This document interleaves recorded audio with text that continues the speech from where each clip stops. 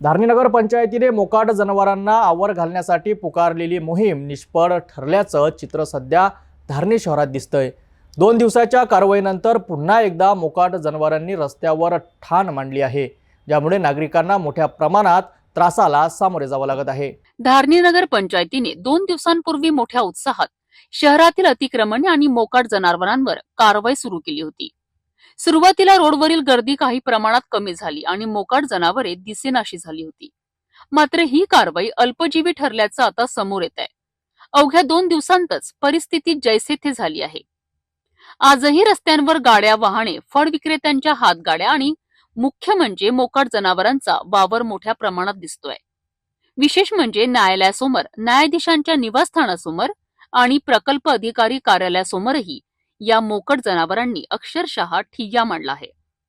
यामुळे वाहतुकीची कोंडी होते, पादचाऱ्यांना त्रास सहन करावा लागतोय आणि अपघातांचा धोकाही वाढला आहे।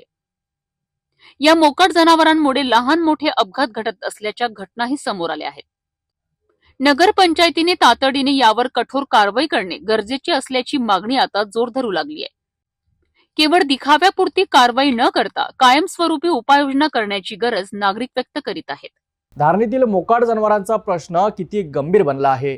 नागरिकांच्या सुरक्षतेसाठी आणि सुलभ वाहतुकीसाठी नगर पंचायतीने याकडे गांभीर्याने लक्ष देऊन कठोर पावले उचलण्याची गरज आहे। यावर प्रशासन कधी कारवाई करणार हे पाहणे आता महत्त्वाचं ठरेल।